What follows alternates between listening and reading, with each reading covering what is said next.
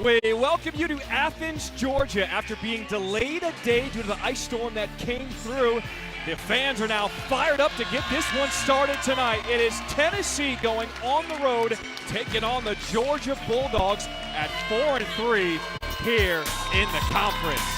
What is up, everybody? Welcome courtside alongside my guys, Damian Fishback. I'm John Triffin. The Spike Squad, they are ready to go. This is a great atmosphere. Well, Tennessee has a lot of momentum coming in here tonight, coming off a road win at Alabama. How big is this matchup here tonight? Well, you start for Georgia. It's a huge opportunity. There's continued conversation about a little softer non-conference schedule. They need this home victory. On the other side for Tennessee, they've competed for SEC championships since Rick Barnes has been here. If you want to compete for a title, you come into Stegman Coliseum and you get one today. Take a look at the players to watch for tonight. Dynamic duo for Tennessee. The freshman Nate Amen and the senior Jacoby Gillespie. Well, Nate Amen, you see what his upside potential is at 6'10", and then on the other side, Jacoby Gillespie, 6'1", from East Tennessee, from Belmont, a couple of years to Maryland, and now back at Tennessee. He'll be crucial, leads them in scoring. And then for the Bulldogs, they've got veteran players. It starts with Blue Kane. We know that Blue Kane is one of the retention pieces, 6'5", 195 pounds, but their leading scorer this year is Jeremiah Wilkinson, the buzzer beater, big-time shot to get the win on the road at Missouri. He'll be critical to get them off to a hot start here at home tonight as well. This is some kind of atmosphere in Stegman Coliseum. Partner, you ready to do this? No doubt. Sumto Terrell jumping center, going against all of the bigs of Tennessee, will be critical also. It is the Volunteers winning the tip. Our officials tonight, we've got a good one. Pat Adams, Alandis Poole, A.J. Desai. That is an outstanding officiating crew. First possession for Tennessee. What are you looking for offensively from the Volunteers? The Volunteers want to try to establish their presence in the paint and on the offensive glass. They do that, they'll win this game. How about that jump hook? J.P. Estrella, the redshirt sophomore from Scarborough, Maine. As we take a look at the starters for Georgia, Ross Wilkinson Kane, Catchings, and Santos Cyril, the big man on the inside. For the Volunteers, Jacoby Gillespie leads the way as he knifes through the paint. A 4-0 lead for Tennessee. Tennessee playing with a lot of confidence. Huge win on the road in spite of the Charles Bediako conversation. They did not get distracted and played exceptional basketball in Tuscaloosa. On the other side, Georgia coming off the most lopsided loss of the season as that one falls, a 3 for Cannon Catchings. Big game for Cannon Catchings. He's actually a really good matchup for Nate Amen, and a nice pro prospect himself at about 6'9", the transfer from BYU. Gillespie, he can light it up. 3 off the mark. Estrella tipping it up and in. That's the first thing Coach Mike White said. Will we be able to compete on the offensive glass? Right now, the Volunteers dominant in the paint and on the glass early. A loss against Texas by 20 points. Georgia gave up 8 offensive rebounds in that lopsided second half. Cyril can't corral that one. Rebound, Bakara. Yeah, here early, this is a Tennessee type of tempo and game that's right like they want to play it.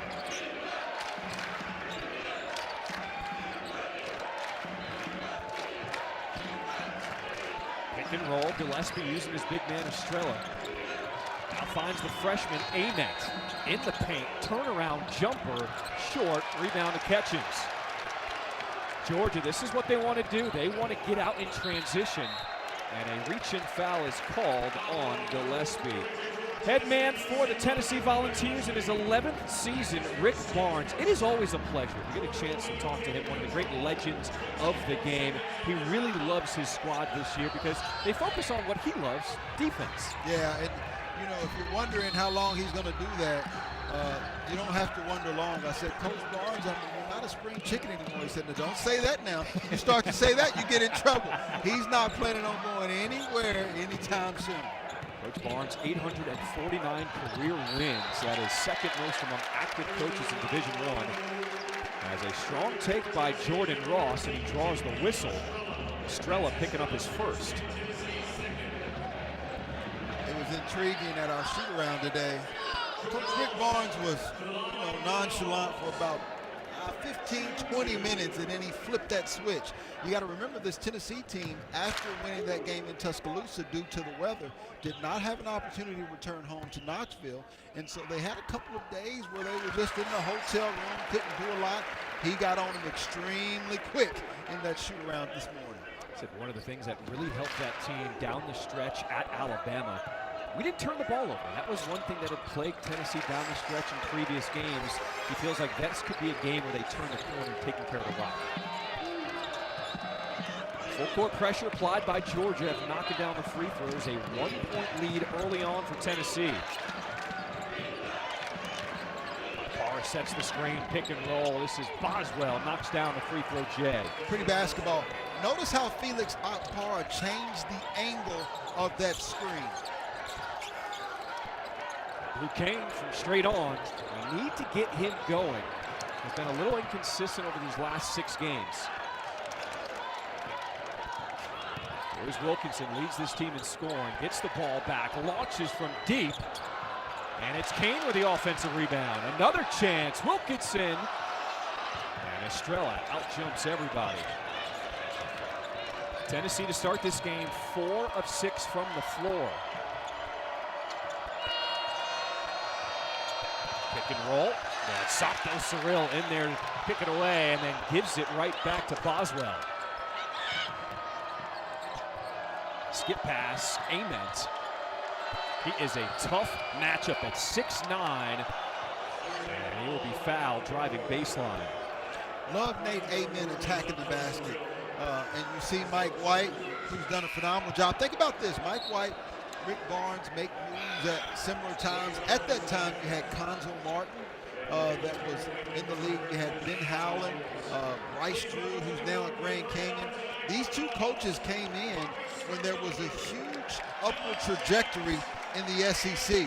And it's good to see them both not only sustaining, but continuing to increase their success at both of their respective schools. And just like you talked about Rick Barnes, how he had that switch and shoot around. Yeah. Same thing for Mike White. Mike White said, I made sure to show our team that loss against Texas. Yeah. Showed him the 20 minutes, showed him that second half. All the things we didn't do well, he said, and his team has responded well this week in practice. Here's Ament from the corner, his 3 off the mark. And a strong rebound by Dylan James off the bench for Georgia. Keep your eye on number 23, Jalen Carey, who's guarding the ball right now. Went out of the Alabama game with the knee injury that I believe was a hyperextension. He's got that white brace. Let's keep an eye on how well he's able to move during the game tonight. Catch and shoot, and Blue Kane knocks down the 3. Huge. Blue Kane has struggled into league play. Coach Mike White is excited to see him get going. Inside, good seal by Dwayne Brown II, the freshman from Hoover, Alabama.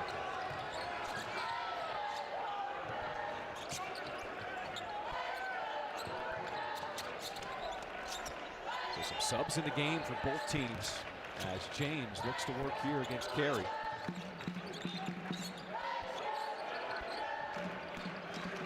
Melander. Here's the transfer from UTSA. Kane, shot clock winding down with 1 second, and James does not get it off in time. Timeout on the floor. It is Tennessee with an early lead. We're going to get to know Nate Ament, this star freshman for the Vols, when we come back.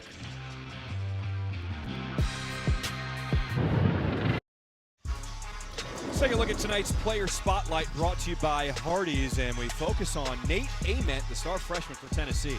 Yeah, Coach Rick Barnes does a nice job of putting him in position to score. You see Felix Akpara coming to set the screen here, and then it creates the switch. And then watch, LeBaron Filon tries to guard him, but he creates space off of the bounce, and then at 6'10", he's much too tall and too high for LeBaron Filon to try to block that shot. Second of all, he's elite on the defensive rebound. This is 6'10". So once he secures the rebound, he doesn't need to pass it to a point guard. He initiates the break on his own.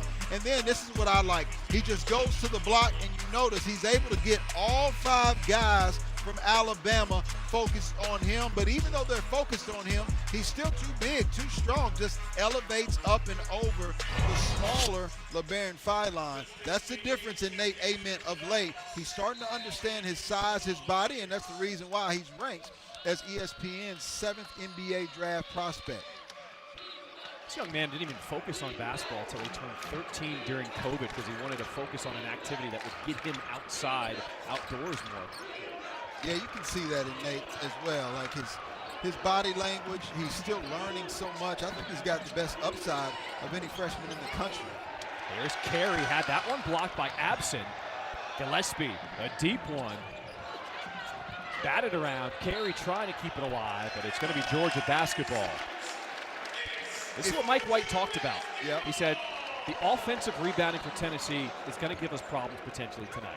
Well, the rebounding actually looks to be pretty close right now. It's about even, but the points in the paint would make me nervous, John. I mean, it's 8-0, and you don't want to live from the outside. Rick Barnes talked about that. He wants to be able to go score in the paint when he needs to. Kane working on Evans, picks up his dribble. There's a three, rattles home for Justin Bailey. 2022 South Carolina AAA Player of the Year at Blue Ridge High School. Man. How about Absent, another contest at the rim. Denies that alley-oop attempt. Yeah, you can see why Georgia's leading the nation in block shots currently with nearly 8 per game. That duo, Absent and Surreal, they can really protect the rim. James going to work, he's got the clear out, gives it up to Kane. Sidestep, mid-range, too strong. Absent batting it around, and it's pulled down by Brown. Pretty good defense on both sides. Two defensive-minded coaches. If you look at both teams right now, they're communicating pretty well, sliding their feet. Marty Evans, his three off the mark. Gillespie, second chance, and there's the offensive rebounding for Tennessee, making an impact. Yeah, once again, the most challenging time to defend is when your defense is broken on the offensive rebound. Bailey just hit a three, now rattles in the free throw, Jay. He's got a quick 5 off the bench. At 6'3" and 195 pounds, he's one of the guards that Coach Mike White was able to bring in. Backside rebound, it was Brown getting away with a little push on that board. How about that clearing out space as Carey gets his own miss. Battling against 2 defenders, another block by Absent. Kane thought about it, now puts it on the deck. That is how his game has grown. He came in as a shooter, now he can do so many other things on the floor.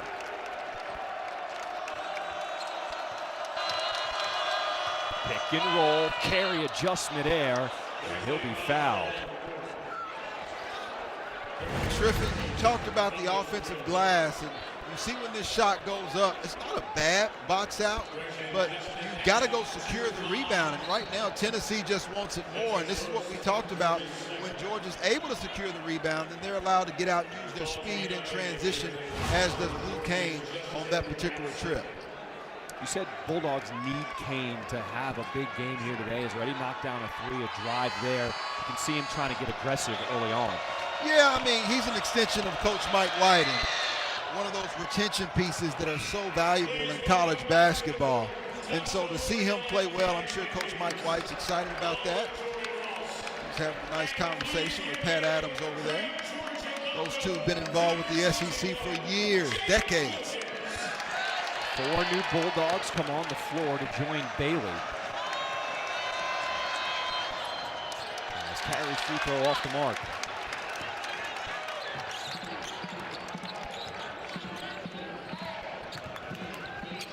Catches. Through the contact, we'll find Wilkins, who finds the floor for the first time. Jake Wilkins, the freshman from Georgia.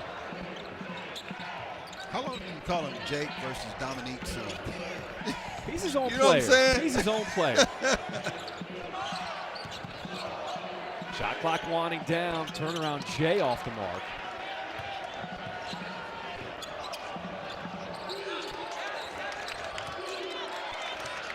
Ari Abram on the floor for the first time for Tennessee, the senior from Port Arthur, Texas. This off the mark and is a steal. Georgia trying to run, 4-on-3 break. Bailey rising up. Yes. Three missing everything. Footwork, he was off balance when he took that shot. Wasn't able to elevate quite enough. And you know, Mike White wants a fast pace, 77-ish possessions per game. One of the fastest tempos in the SEC, but they've got to get better looks than that. Catchings comes over for the double team. And he comes away with the steal, and he will be fouled. It is Georgia with a 1-point lead. Come on back to Athens after this quick break. And the Well, it is a family affair here in Athens tonight. On the right, it is Mike White, who is obviously the head coach of Georgia. On the left, his younger brother, Danny, who is the athletic director at Tennessee. Now, we tried to get a good story out of shoot-around, but out of Mike White earlier today, because you know the two of them growing up, they probably had some battles on the basketball floor. Yeah, I think it's great that the entire White family has been so instrumental and influential when it comes to college athletics at large. And as we talk about some of the changes, I'd love to have some dialogue with not only Danny White, but Mike White, the entire White family, about just what they think should happen. You know, about the Bediako situation, whether it's talking about caps of pay or years that you play, whatever it is, I'd love to see that. And obviously it started with his father, AD at 6 schools, and then his brother Danny White and Brian White, of course, at FAU. So just unbelievable family. And don't forget about the sister, Mariah. She was previously an assistant AD at SMU as well. A very important family in college athletics. As Georgia pulling out to a 3-point lead, and we played just over 9 minutes here in this first half.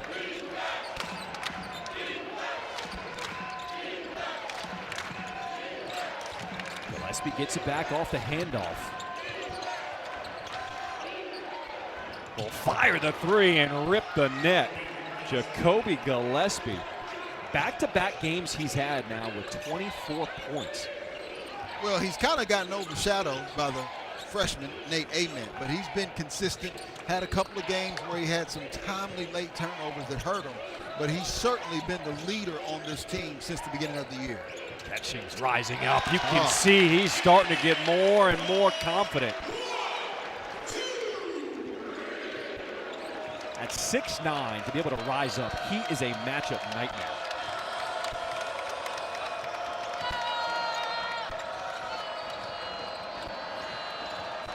Gillespie gets it inside to Estrella. That hook shot rolls off the rim, but Surreal could not corral it out of bounds. You know, a lot of times when you're guarding someone, you're told to close out to the three-point line, but with Jacoby Gillespie, not only does he have a quick trigger, but he's also got range. And when we asked Coach Rick Barnes what he liked best about Jacoby Gillespie, and you see his numbers and his ranking in the SEC, he said, what I like best about him is sometimes what concerns me. He's a little loose, he's carefree, but at the end of the game, it makes me a little nervous sometimes.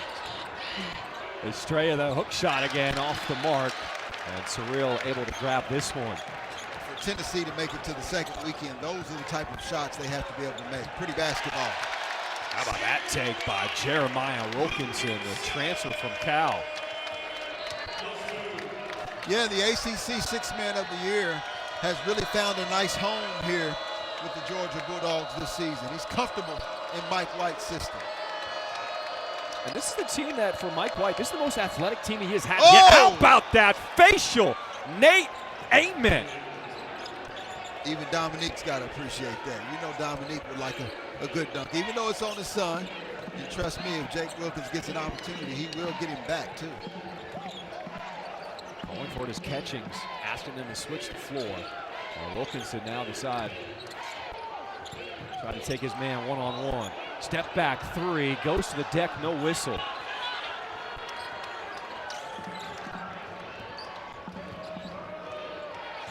Appreciate a good officiating crew like this. They're going to let them play tonight. Amen.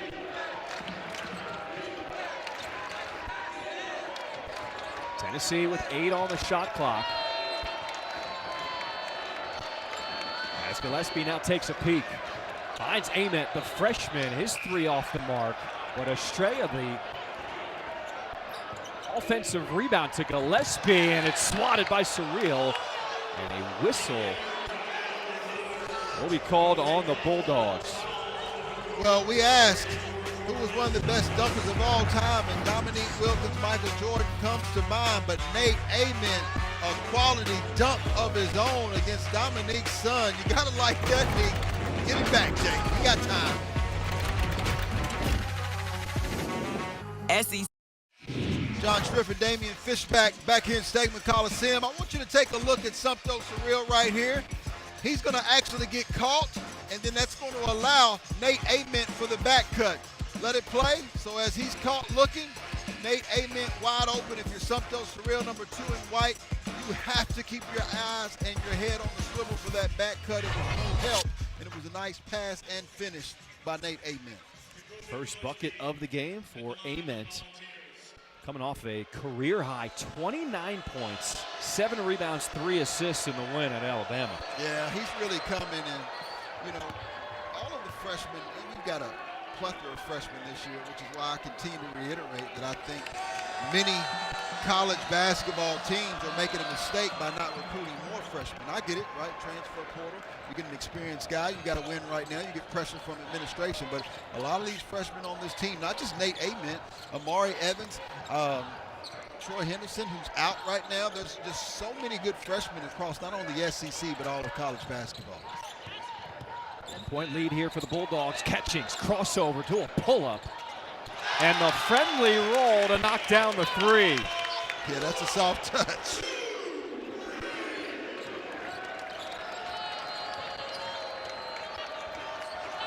Catchings his second three already. He's got 8 points to lead the way for the Bulldogs. Estrella pops out.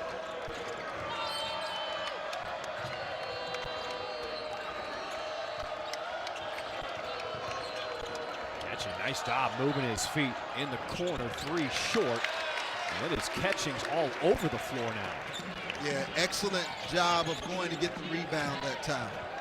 Wilkins off the bounce. Was that on the rim? Tennessee was not sure. They felt like that was interference. Well, Rick Barnes is telling his staff to look at it. Right now, on this other end, Tennessee right now going away from what they were doing earlier, which was taking the basketball inside. The paint point started out 8-0. Now it's 10-8.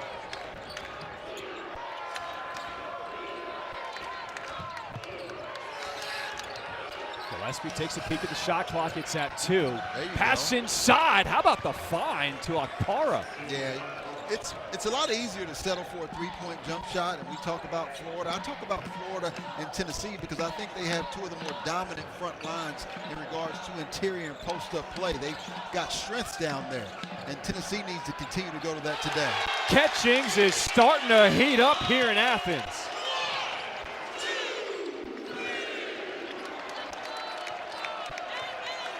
You think Cannon Catchings is a little excited to be going up against number 7th ranked prospect Nate Ament? This is one of those, let me see what you can do games. A foul on the putback and a chance for a 3-point play for J.P. Estrella. Well, Cannon Catchings, we talk about Nate Ament being 6'10", Cannon Catchings 6'9", probably 6'10" with the hair. He is a guy who I think has an unbelievable opportunity to blossom. Just the ability to not only knock down the jump shot, he just got to continue to improve his motor. Seems like sometimes the game comes pretty easy to him. He's been getting active early on. He's knocked down 3 threes, 11 points as he gets a breather on the bench for the Bulldogs. So Estrella to the line to try to convert a 3-point play.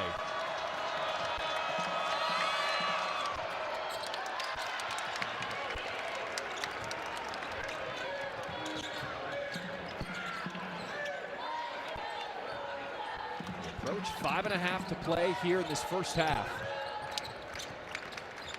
Largest lead is right now for Georgia at 5. Tipped away, but Absent keeps possession.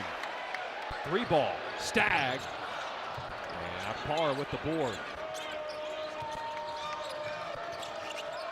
How about this backdoor pressure? And Georgia with the steal and the flush. Kareem Stagg.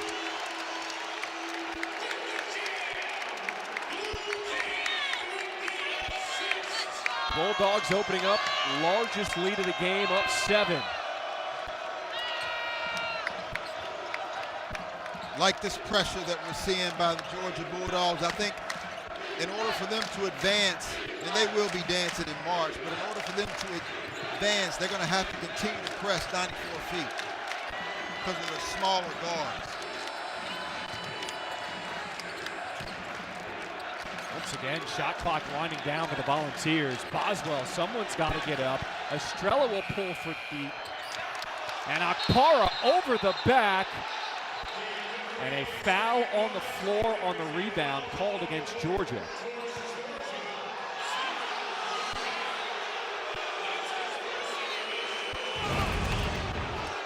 And here's some of that pressure we talked about. And once again, Jacoby Gillespie just being loose with the basketball. Now, to his defense, he's on the top of the scouting report and playing more point guard than he's played.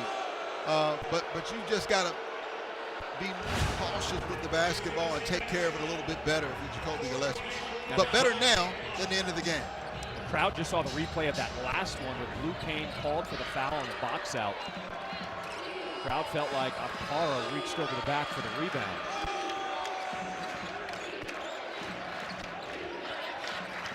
Gillespie will use the screen, finding Evans. Gets it back with 5 on the shot clock.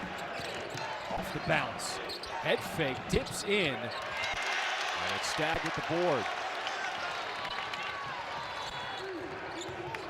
Kane, good reach in by Evans. And it's Tennessee coming up with the turnover.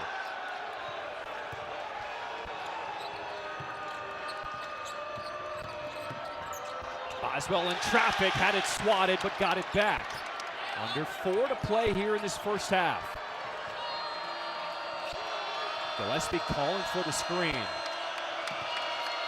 Shrugs the defender off. 3 ball, strong, and another offensive board. Right now the glass is 21, to 12, advantage Volunteers. And they're still down 7. Carey sets the screen for Evans, pulls up at the elbow. Akpara offensive rebound, and he's gonna get fouled. These Volunteers are relentless on the offensive glass. Just over 3 to play in this first half when we come back.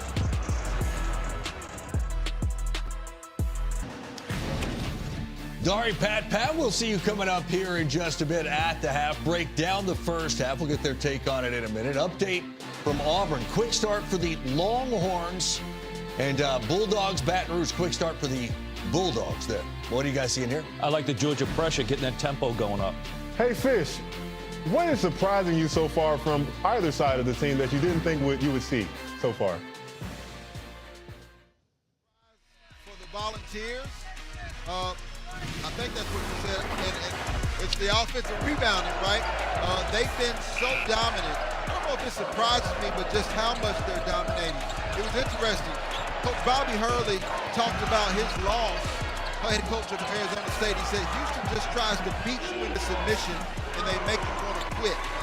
Well, this Tennessee Volunteer team beat Houston actually does the same thing.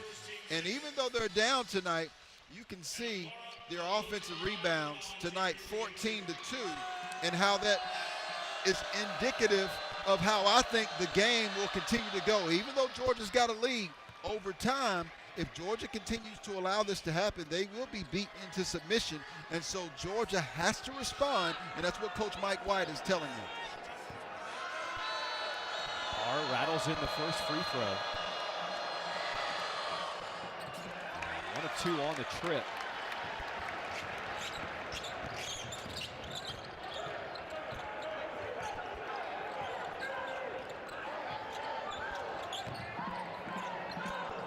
Under 3 minutes to play here in this first half with Wilkinson curling off the screen. Gets to his spot, mid-range off the mark. Boswell the board. A stop for Tennessee, a chance to cut into this lead. They're trying to get to the mismatch right now. Nate Ament should try to get to the block. He's got a huge size advantage. Now it's Jalen Carey on the interior. Ament 1 for 6 to start this game. Jumper too strong, and it's taken away by Stagg.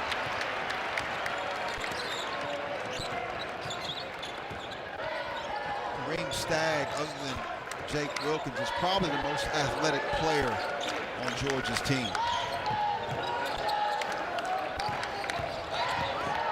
Ross keeps going with penetration, kick out Stagg, and it's Somto Cyril with the offensive rebound. One-on-one against Okpara. Bodies banging, and Okpara will be called for the foul. Somto Cyril will be an NBA player. He's got the size, he's got the length. I'm not sure when he'll go. Big guys always develop a little bit later. But one thing that he's going to learn, instead of doing all of that banging when he's on the interior, he's just got to get his base and take his time. He doesn't need to be in a rush. He can just take his time with his athleticism, his length, and his touch, and go straight to the basket. The SEC Network on Saturday got Duke Miles and number 18 Vanderbilt. They'll be in Oxford taking on A.J. Storr and Ole Miss. Coverage begins at 8:30 Eastern.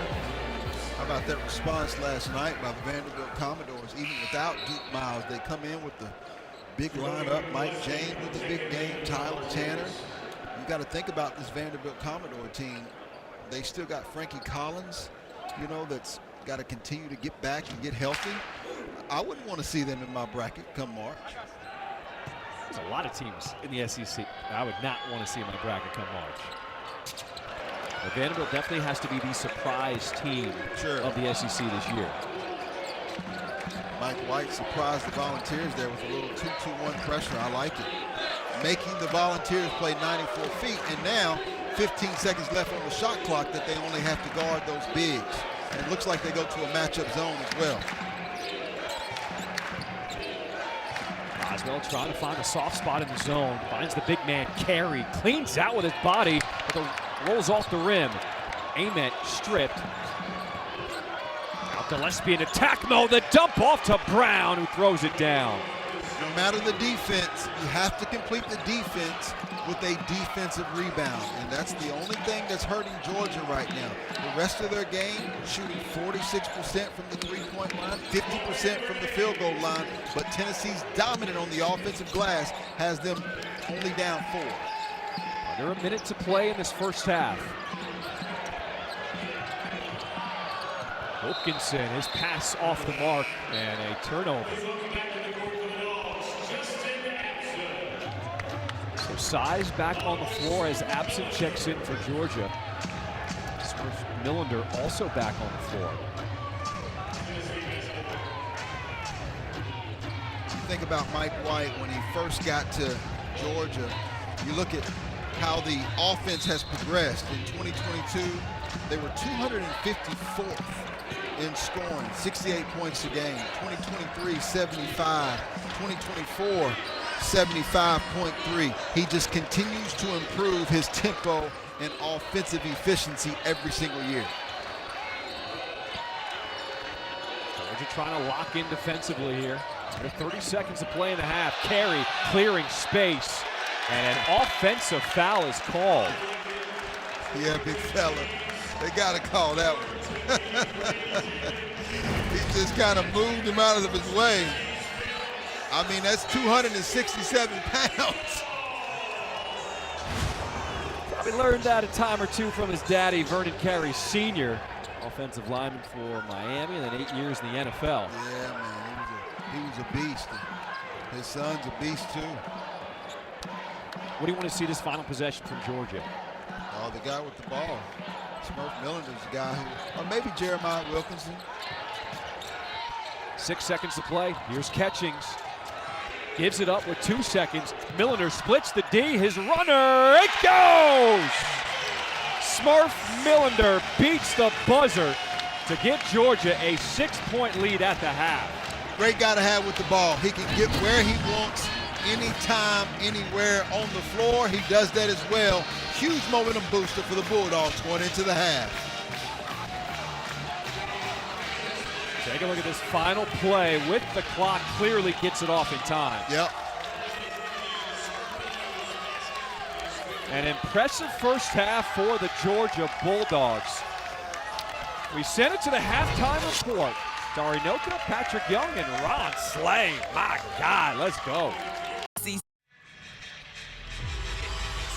Welcome back here to Athens inside Stegman Arena. It is Georgia Bulldogs with a 34-28 lead at the half over the Tennessee Volunteers.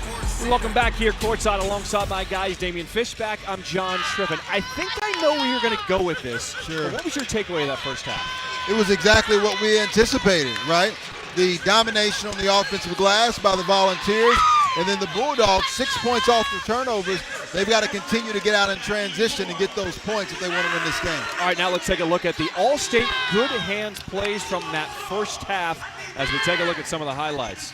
Yeah, I mean, Cannon Catchings was electric in the first half, and there's no doubt in my mind that he looked at this game and said, if Nate Ament's the top 7 prospect, where are they going to say that I'm at? And he was sensational in the first half, really from the perimeter.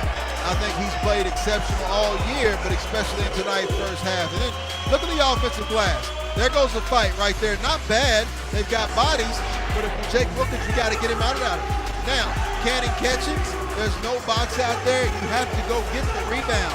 Once again, Jalen Carey, the shot goes up. There's 4 Georgia Bulldogs that can get it, but guess what? Tennessee comes up with it. What does it lead to?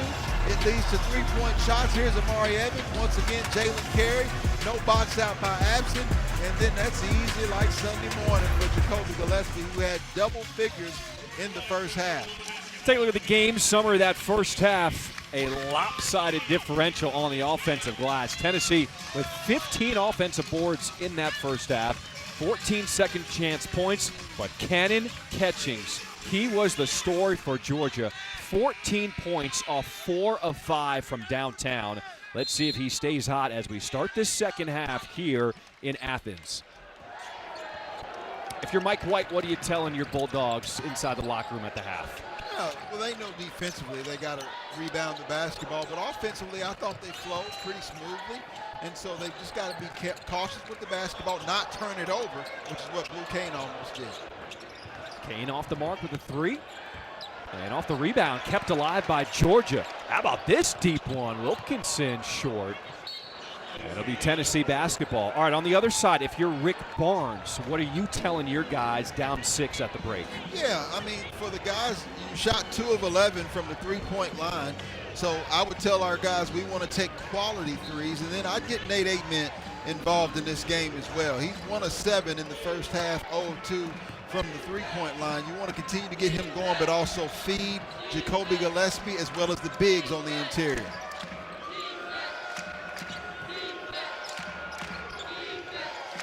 Estrella does like power to move through. As Ament, his first touch here in the second half. Working against the shorter Kane, rising up above him, and there's that length at 6'10". Well, the length was created by the switch on the screen. So Cannon Catchings is 6'9". He was a pretty good matchup, but Blue Kane at 6'5", Nate Aitman had 5 inches on him.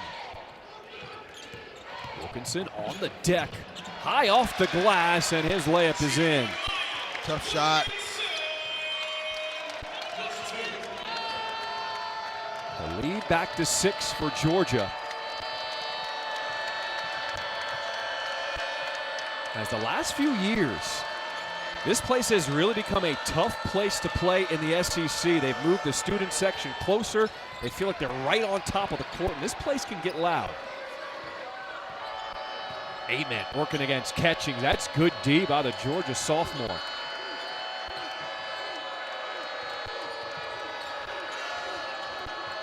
Estrella in close, and the follow slam by Felix Akpara. Big fella.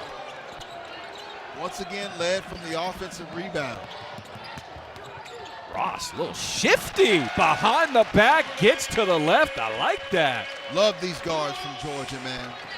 Wilkinson, Smurf, Ross, Give me that. Right? And that's off Boswell. An incredible effort by Cyril. Well, this is what I mean when I say attack the basket. Because J.P. Estrella has a mismatch, but guess what? That miss is a soft miss. So that allows your bigs to go back up and get it. When you shoot a bunch of threes, typically it comes off hard, which allows the speedy and quicker guards to go get those rebounds. You take it inside, those soft misses are easy for your other bigs to go get and take back up, which leads to 16 second chance points. But the Volunteers are still down 2 possessions. Here's Catchings, 14 points in that first half, off the mark. All right, rebounding has been a factor here tonight. What makes a good rebounder? What are some of the characteristics you have to have?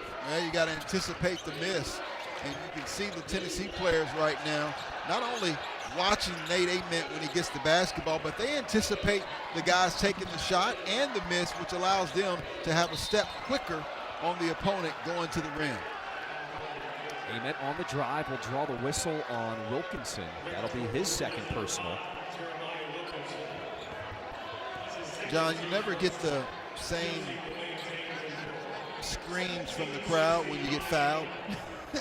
You know, that's why guys like to settle for jump shots or three-point shots, whatever. But you getting fouls on the other team, it's so important because not only do you help your team by getting closer to the bonus or double bonus, but you're also hurting your opponent by putting fouls on them. How many games have we seen decided this year by a big, whether it was Sumpto Cyril getting in foul trouble at Florida or ejected out of the game or getting 2 quick fouls, or Montes Vocatitis getting 2 fouls in the early first half against Texas? It looks like They said it looks like it's potentially got blood on his arm. So they're going to tend to him.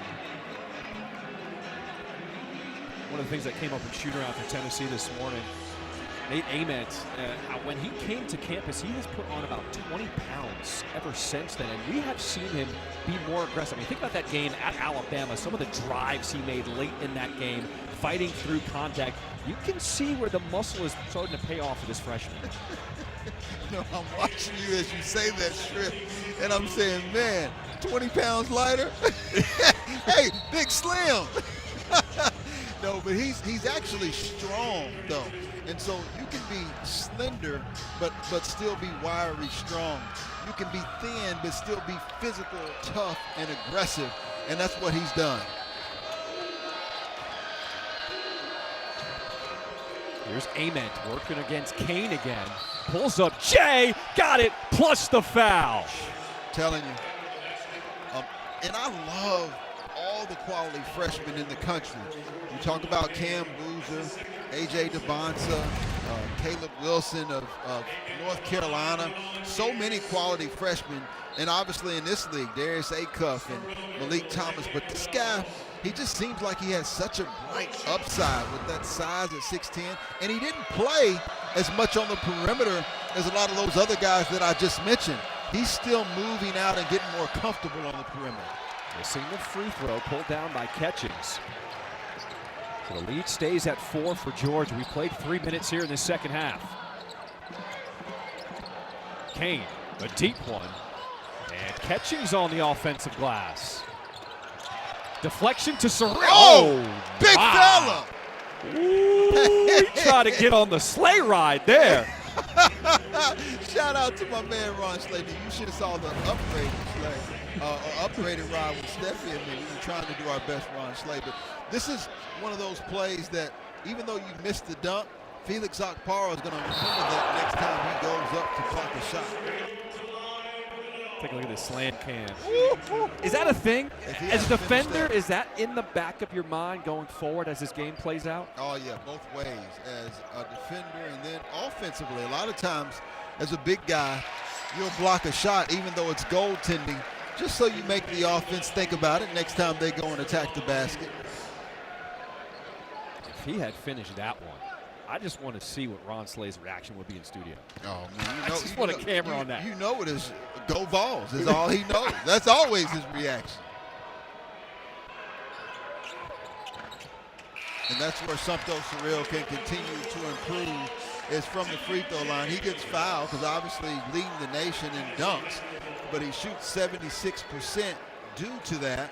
But from the free throw line, he's at about 58%. And I think with that touch, he can shoot better than that. I think he's mid-60s, low 70s. Full court pressure here by the Bulldogs. Trap comes, but Tennessee gets rid of it.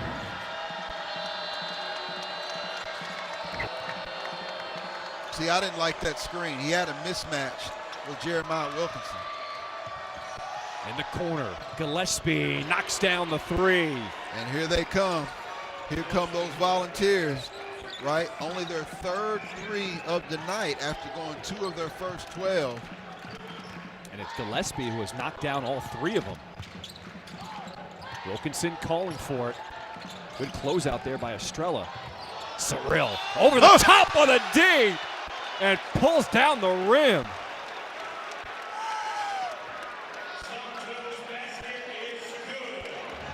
The bucket plus the foul as the big man getting busy. Well, that was an exceptional pass, and for Felix Okpara, if you're going to foul, you got to go ahead and foul, and that's probably what Boswell is telling him. But that's just an incredible catch and an even better finish, but all stemmed from the pass from Jeremiah Wilkinson. So the foul called on Okpara, that is his 3rd personal, as he will take a seat on the bench. So Santo Cyril leads the SEC in dunks, 2nd in the nation, now 56 this season. I thought he was first. Who's beating him? Colin Carr, probably? Michigan State. Now, he's the best dunker in college basketball.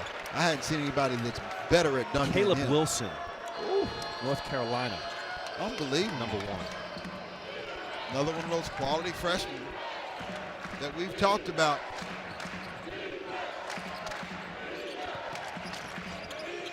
Corner 3 ball, Boswell short. Estrella with the offensive rebound. Gillespie reloads and knocks it down. And Mike He's White, starting to feel it. Mike White just got his hands on the side because he's trying to figure out what he can do. And Santo Cyril is doing about as all he can do, but you got to go and gain rebound if you're the Georgia Bulldogs. You got to help Santo Cyril out. Too much contact on the outside as a hold called by Boswell. Man, that was one of the best moves I've seen by Jeremiah Wilkinson. But here's Santo Cyril. Throw it up to the big fella, and I'll take it home for you.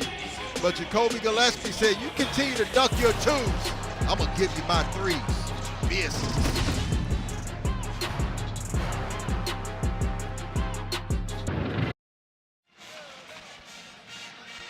Welcome back to Athens, Georgia. It is the Georgia Bulldogs with a 3-point lead over the Tennessee Volunteers. And the freshman star for the Volunteers, Nate Ament. Incredible story. This past summer decided to go back to his mother's homeland of Rwanda, give back, coaching multiple camps, teaching kids. That's because he learned about his mother's history when he got a little older. His mother, gotta leave, was born in Rwanda with Tutsi ancestry. Now, when she finished elementary school, wasn't allowed to go on to public school because of her ancestry, didn't have enough money to go to private school. So actually it was UNICEF came in and offered her a chance to go to Italy to further on her education, became a nurse, met her husband, Albert, who played basketball at Wayne State. And Nate said, growing up, learning about my mother's story, having to leave Rwanda because of the genocide that happened there. A lot of his mom's family members were killed in the war-torn country. He said, I want to build back the country, and I want to try to do it through sports. Yeah, well done. That was an incredible story, and you can see that in his personality. I mean, he's so humble. Coach Rick Barnes just continues to brag on how well of a kid he is. Smurf Millender with the shot clock winding down, getting back there to Ament. Rick Barnes was excited to coach him as a player, but probably more excited to coach him as a person. He really was bragging about this young man when we talked about him at shoot-around today. As much as we've talked about the offensive glass, give credit to the Bulldogs for not giving up this lead yet. That's so good. Ament, he's starting to find his touch from the mid-range. For those who think the mid-range has died, just keep your eye on Nate Ament. Millender with the penetration, kicked out, Blue Cane. That one was halfway down.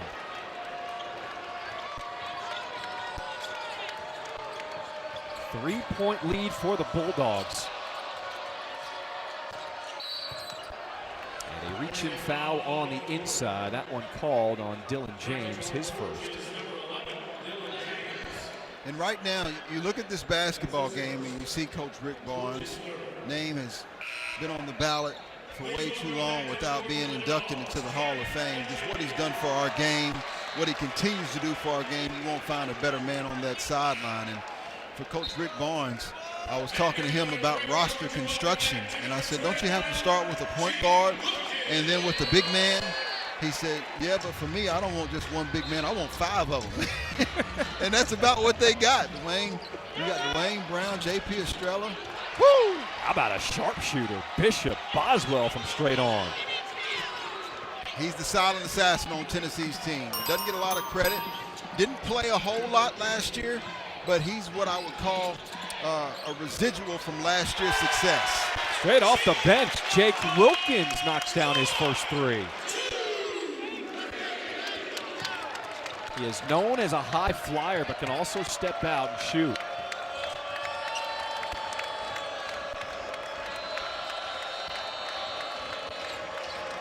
Brown the second trying to set the screen, and Boswell lost it on the reach and foul.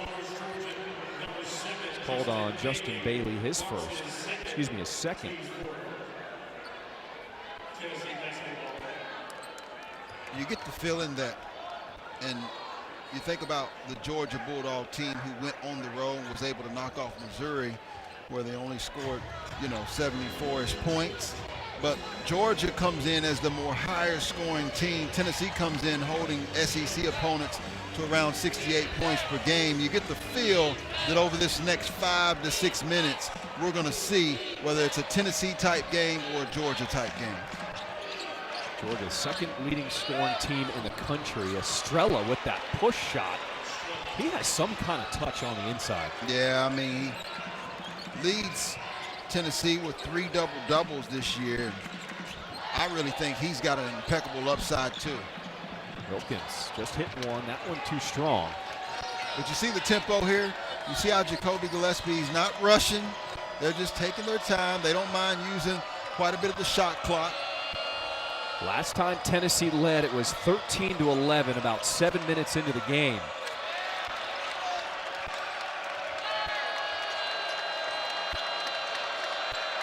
Gillespie wants to clear out, splits the D, working off 2 feet. My goodness, Jacoby Gillespie breaking him down. On the other end, Bailey with the answer, and it's Georgia back on top.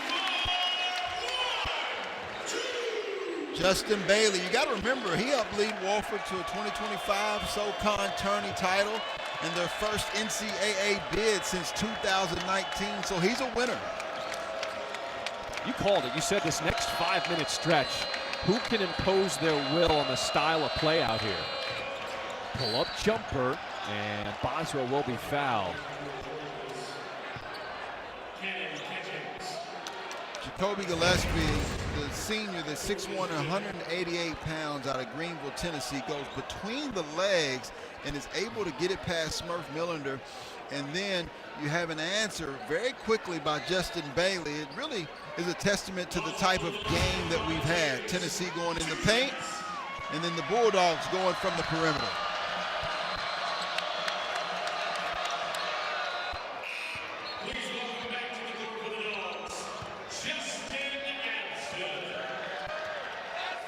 Justin Absent comes back on for Georgia. Mari Evans back on for Tennessee. As we take a look at the leading scorers, and Jacoby Gillespie, this is what he does. He can fill it up. 18 points already tonight. Sure. And we'll see if Cannon Catchings continues to stay hot, somewhat quiet in this second half.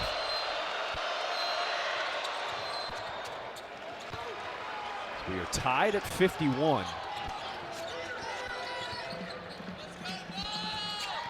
Mike White loves this point guard. Smurf Millender said he is tough as nails.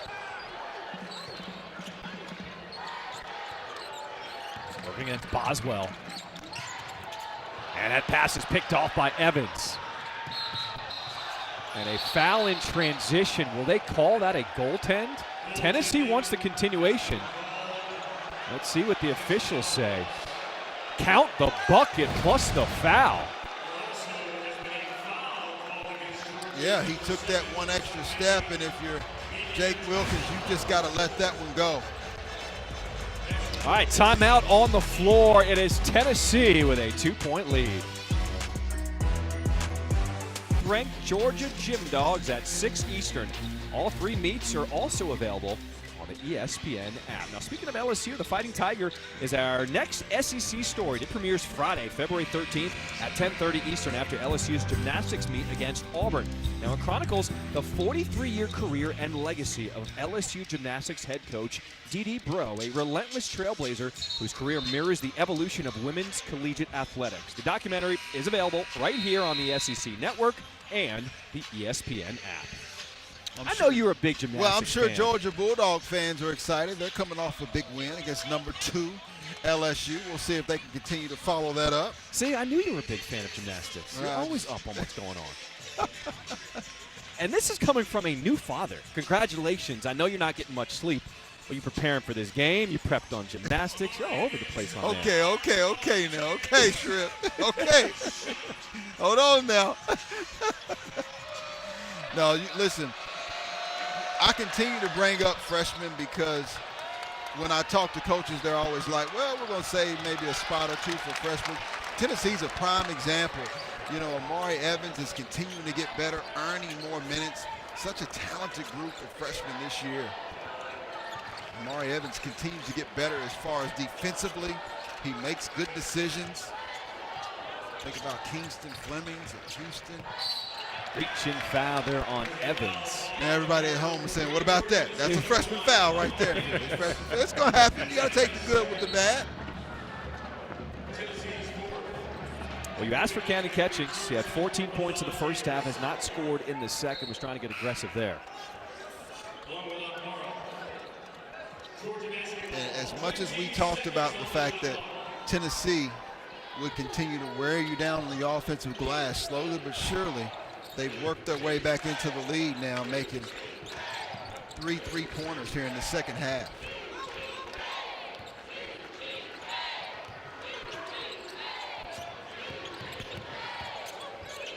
Luke Kane, fadeaway jumper. It's a tough one. He's got 7 tonight. Mike White said that they wanted to try to get their bigs into space. Oh, that's a backcourt violation. It did not look like Gillespie established himself in the front court yet. Yeah, you're correct.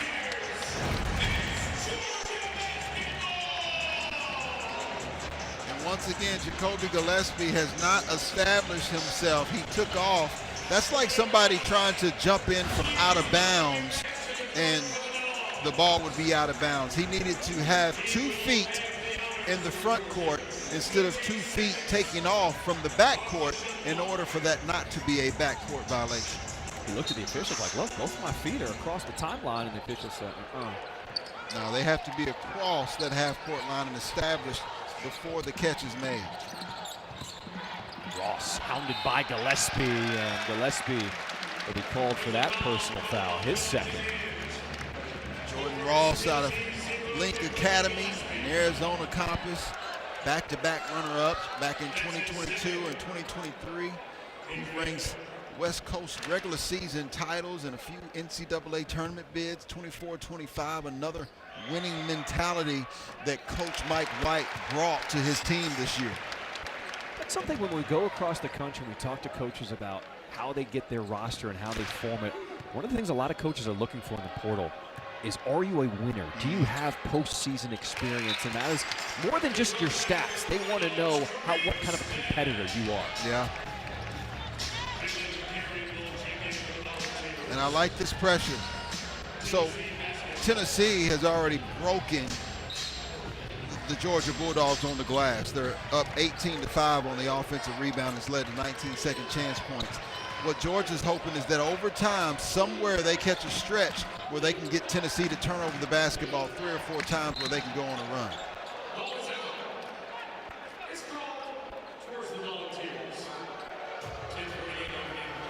Something Rich Barnes was very happy about down the stretch at Alabama. The Volunteers taking care of the basketball.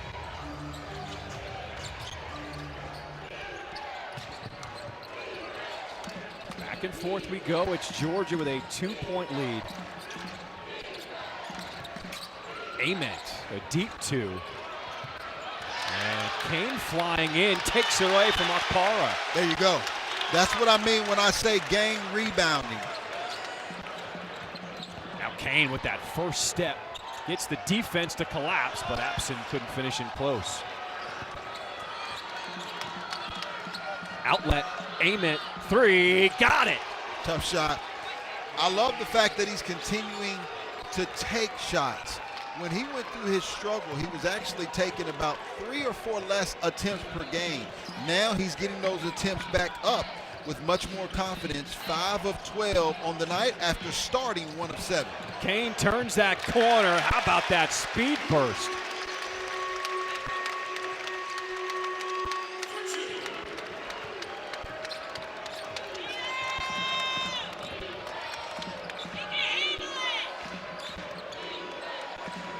Gillespie and Ament leading the way in scoring. Gillespie with 18, Ament with 11 for Tennessee. That pass off the mark, turnover. That's what I mean when I say Georgia trying to wear them down over time. And Nate Ament, this is where he continues to improve, is from behind that three-point line. But then defensively, sometimes as a freshman you can get a little lax because you think because you're 6'10" against 6'5", you can come back and block that shot. I love the explosion by Blue Kane. Nate Ament, the star freshman, take a look at his first half, first the second half. A lot more efficient from the floor as Ross is bumped. And Jacoby Gillespie will pick up his 3rd personal.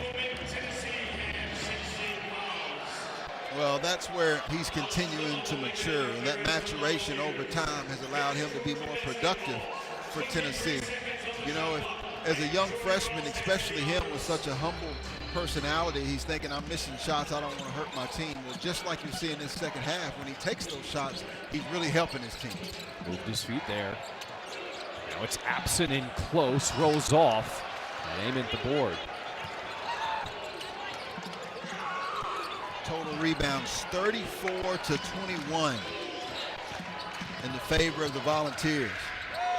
Parr finds Evans inside outside, the 10th lead change we have seen tonight. Yep, there goes that freshman again. So even though he turned him over, give credit for Rick Barnes settling him down for a second and putting him right back in the game. Wilkinson, that one was blocked. Ament saves it to Evans. Now it's Tennessee trying to push the pace. They're man down, and that's because of an offensive foul called on Evans. We've seen this so many times in college basketball. Right here, you got to come to a 2-foot jump stop. You got to take 2 feet and establish yourself before you do that. And good penetration, unselfishness by Felix Akpara. And then there goes that freshman, Amari Evans, shooting with confidence.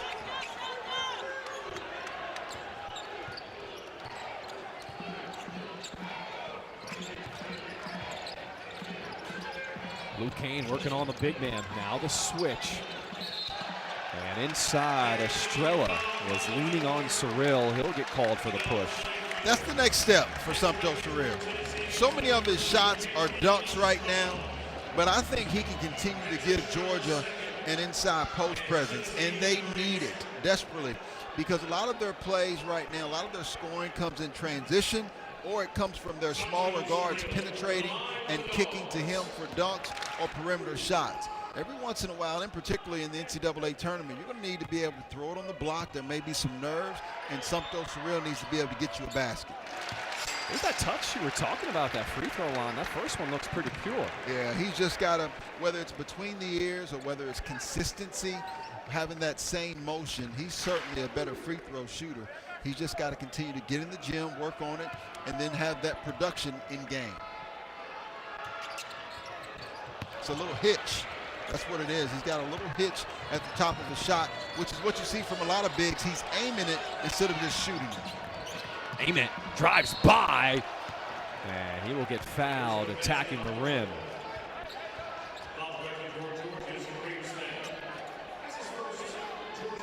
Foul tag to Kareem Stagg, his first. And That's now the 7th on Georgia, which will send Ament to the line for the front end of a 1-1. Love to be in that conversation with Rick Barnes and Pat Adams right now. Rick Barnes trying to work Pat Adams working Rick Barnes, not going either direction. They're still going. They've been over there since that play ended. Both of them really so good at their craft. Look at them. They're not stopping either right now. But you love that. You love Pat Adams for actually listening and hearing Coach Rick Barnes out, and Rick Barnes trying to get the best for his team. It's the respect level, right? It's the respect, the mutual respect. These two have worked together for so many years, understanding. All right, I'll listen to what you got to say. You had that respect from the refs too, didn't you? No doubt, no doubt.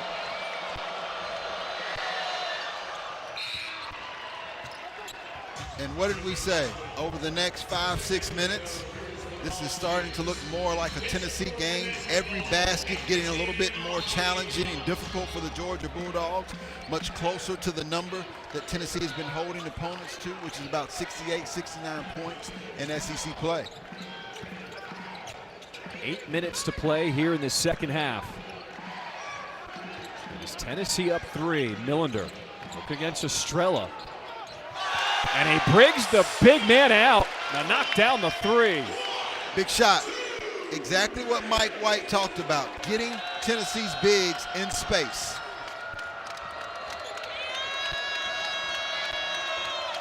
Estrella with the screen. Gillespie flies by, eats the contact. Weight room, Jacoby Gillespie.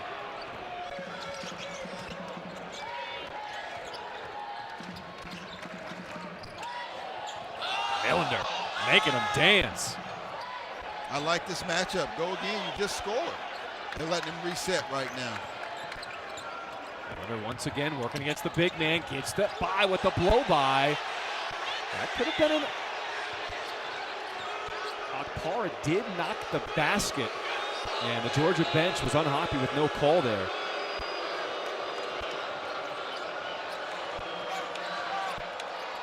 Boswell, open wing, money. Well, he's playing with so much confidence right now. Only averaging 6 points a game, but 4 big rebounds a game, 2.5 assists. He is a critical piece for the Volunteers.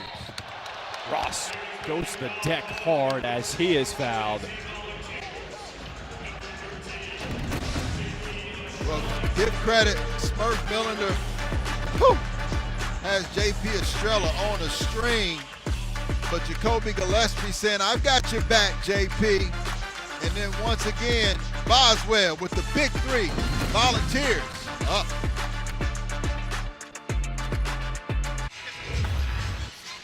All right, the officials in that last timeout reviewed the play. This was the 3 by Smurf Millender. They deemed that his foot was on the line, so the call was changed from a 3 to a 2, and our score is now Tennessee up 66-60 over Georgia. Yeah. At 7:54, a three-point shot was counted for Georgia. After review, that shot is a 2-point shot. 1 point would be taken off the score. Tough break for Georgia, but it's the correct call. Take a look at the game summary here. Offensive rebounds. It is Tennessee just eating up the offensive glass, leading to second chance points. Gillespie, he's been going off. 20 points for Tennessee. Catchings had that hot first half, but has not scored in the second half for Georgia. Yeah, and for Tennessee, Jacoby Gillespie has to be the leader of this basketball team. And the only thing I think that he can do better, because he certainly probably should be getting more notoriety, not only in the SEC but on the national level. He just can't continue to have those costly turnovers towards the end of the game. And so he was able to do a nice job at Alabama. Kentucky, obviously, that was a tough break for him, but I think he's doing a sensational job tonight in taking care of the basketball and making the easy play with 5 assists. Jordan Ross knocking down both free throws. A 4-point lead for Tennessee.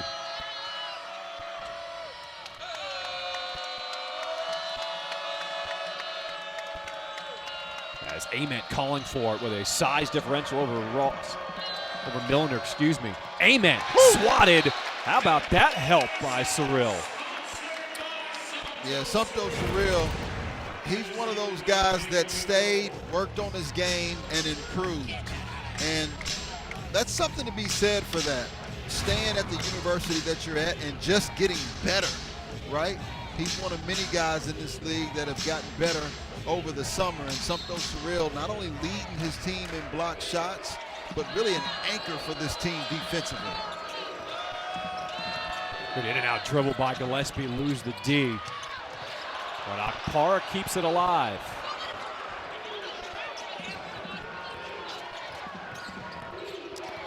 Entry pass denied by Surreal, and it's picked off by Kane. Down behind the play is Boswell. Georgia with a 5-on-4 advantage as Boswell back in the play. And Kane extends that chicken wing offensive foul.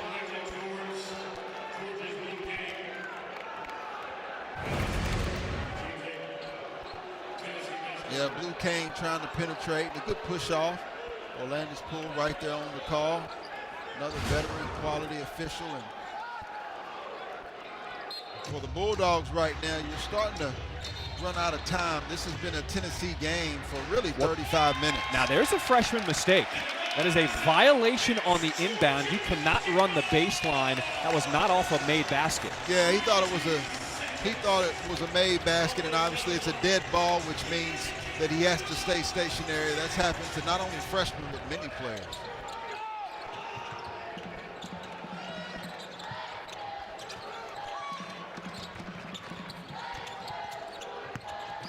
Ross off the bounce, stops on a dime and goes reverse for the lay-in. Crafty, speed, oversized, speed one out. Well, that turnover leads to a bucket by Georgia. It's a 2-point game. Estrella inside, and when he gets that close, he will not be denied. Well, he definitely shouldn't be denied against 5'11" Smurf Millender at 175 pounds. He better finish that. So you're saying it's not just the position.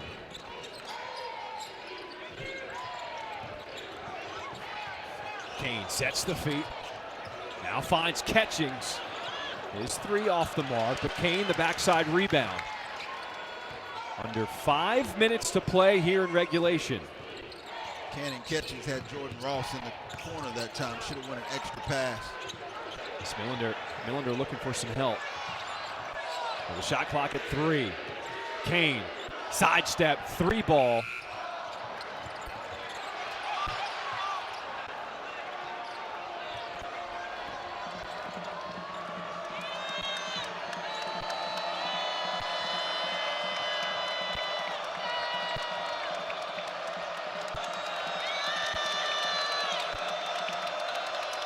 Ament uses the screen.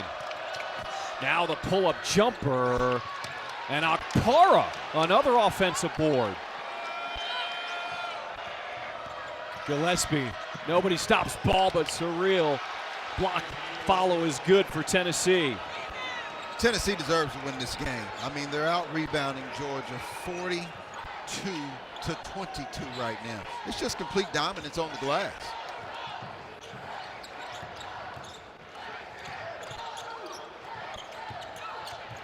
Catchings drops the hammer plus the foul.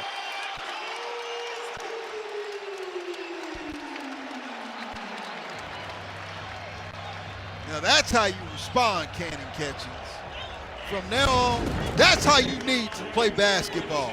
No hesitation, take off from the SEC logo with an unbelievable finish. And guess what else? He doesn't have to say anything to Jacoby Gillespie. Yeah, young fella, let your game do the talking.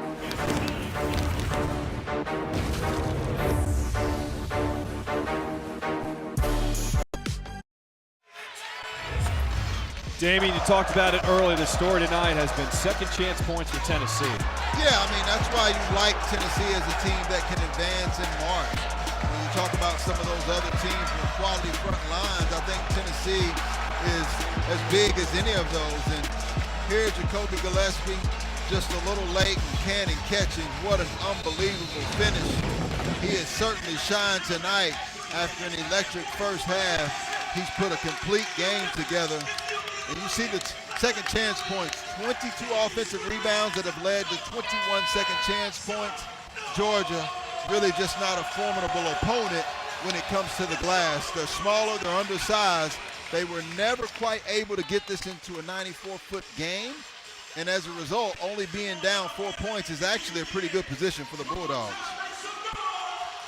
That last foul called on Gillespie, his 4th personal, as Cannon Catchings goes to the line to try to convert a 3-point play.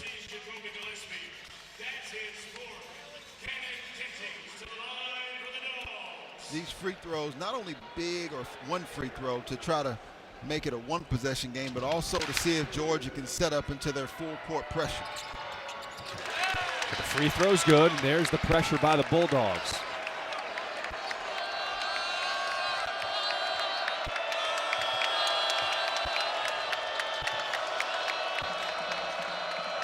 This is crunch time. Let's see if Tennessee can take care of the basketball down the stretch.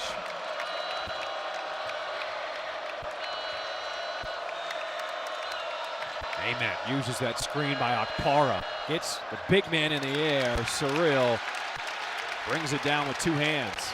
Yeah, nice switching of the defense that time. Mike White went to a matchup zone.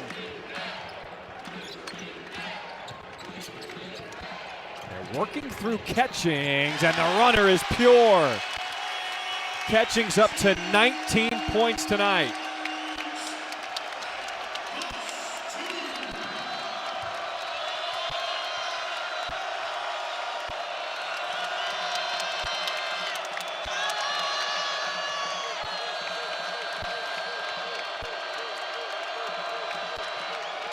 Crowd is getting into it here in Athens. A 1-point lead for Tennessee.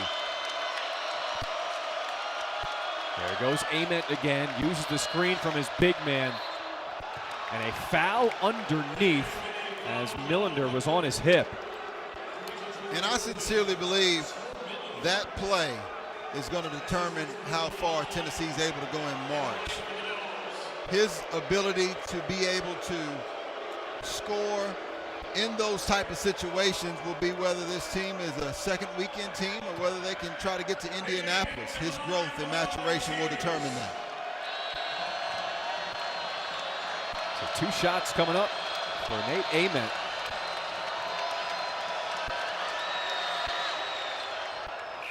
How about the patience we're seeing out of this freshman? Waiting for the screen, trying to find his spot, and feeling the shorter defender on his hip to draw the contact. Sure. Well, I believe that his game in between the years is excellent. It's just him being able to perform it physically and gaining that confidence is what he's got to continue to improve on. And another offensive rebound. It's Georgia with numbers on the breakout, but Surreal can't get the U. He got up there, just couldn't finish. Opportunity lost, but you're still fine if you're the Bulldogs. You just got to settle down and defensively be solid here. Gillespie on a penetration, swatted again by Surreal, out of bounds.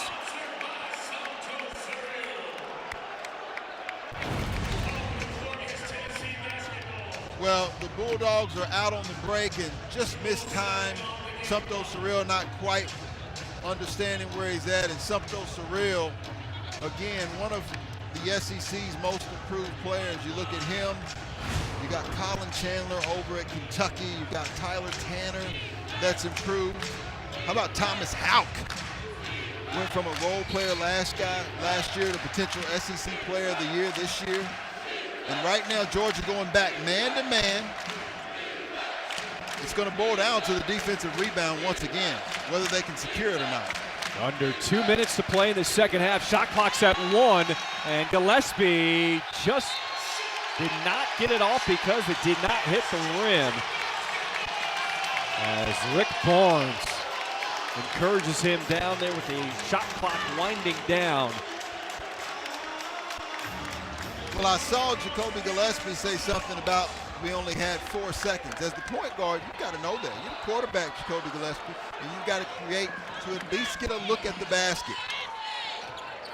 If you're Georgia, where are you going with this offensive possession? Oh, this guy right here has been the hottest guy on the court. Reach-in foul. That's going to go on Boswell. The SEC likes to keep it interesting. Highest percentage amongst all conferences in games at 4 points or less. And we're right there in that same zone, whether it was the last second shot of Kentucky on the road at LSU. Kentucky coming back to be able to beat Tennessee. The double overtime between Tennessee and Texas A&M.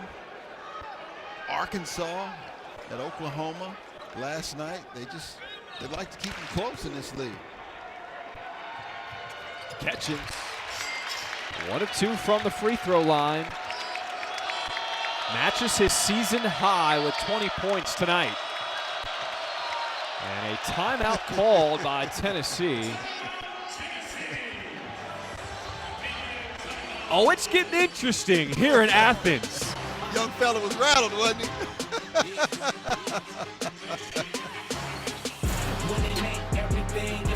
8 on E. Welcome back to Georgia alongside Damian Fishback. I'm John Schrift, and thanks for joining us. It has been an entertaining basketball game here tonight. Tennessee has been out-rebounding Georgia, but Georgia has been hanging around because they haven't turned the ball over much here tonight. Yeah, Schrift, you look at 6 turnovers to 11 turnovers on Tennessee, and Georgia's been able to get 12 points off of those 11 turnovers. It makes sense. Basketball's a simple game. You can look at these rosters and see the speed of the Georgia Bulldogs, and then look at Tennessee and see the size. It's exactly what was supposed to happen. It's what makes basketball such an exciting sport. Styles certainly make the fight, and this one's going down to the last round. You like the freshman, Ament, inbounding the ball here? I do. I mean, he's got to learn, and this time, due to the timeout called after the made basket, he can run the baseline this time. Georgia setting up full court pressure. Ament looking for help. And Akpara got away with a shove to get it inbounds for Tennessee. He definitely did. And Boswell and Gillespie have to do a better job of getting open. Ament at the free throw line. Defense leaves him, and he makes them pay. It was a risk. Mike White, I like the chest move actually, going to the zone, but that's the one person you got to find if you're Sumpto Surreal. 3-point lead for Tennessee as we approach a minute to play. And a reach-in foul on Estrella.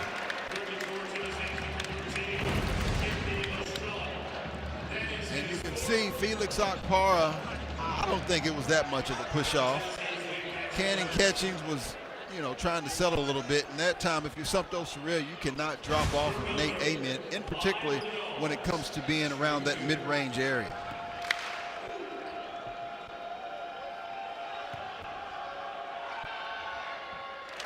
Warner knocks down the first free throw to make it a 2-point game. Young man started his career at South Alabama and started at UTSA last year and topped the 1,000-point mark in his career with Georgia this season. Georgia likes them close. Overtime loss to Clemson, overtime loss to Auburn, overtime win against Auburn, and then an overtime loss against Ole Miss. So they're comfortable being in these close type of matchups. This will be another close one where they'll learn something from this game. All right, Tennessee's been making it close on these inbounds with the pressure from Georgia. So yeah. If you're in the Volunteers huddle, what are you telling your guys here in order to make the inbound pass a little smoother? Due to what I saw in that previous play, you got to make yourself available. And that's where you see the character of your basketball team. In these type of situations, John, a lot of players shy away from the ball. They don't want the basketball. They don't want to get fouled. They don't want to be in a trap. You can't be that. You've got to be courageous. You've got to be a lion. And in particular, if you're Jacoby Gillespie, you've got to make yourself available. You're the point guard. Go get the basketball. And I like the switch. They actually have Nate Ament because they know he can make himself an available receiver with that size. So Catching comes up at 6'9" to guard the ball. And Ament will walk it up the floor for Tennessee. 1 minute to play here in the second half.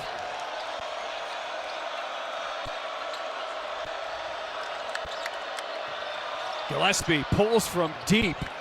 with plenty of time on the shot clock, and it's going to be Georgia ball.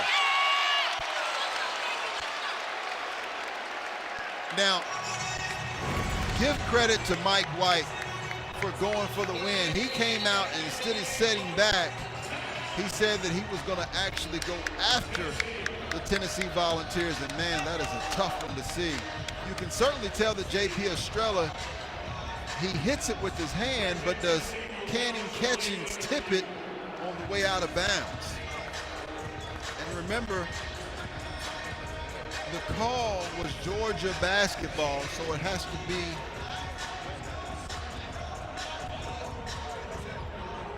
man, that's a tough call. It has to be conclusive to overturn it. I just don't know if that is. The call is being reviewed here. Estrella touches it there, then Catchings. But did Ament come from behind and push it away last?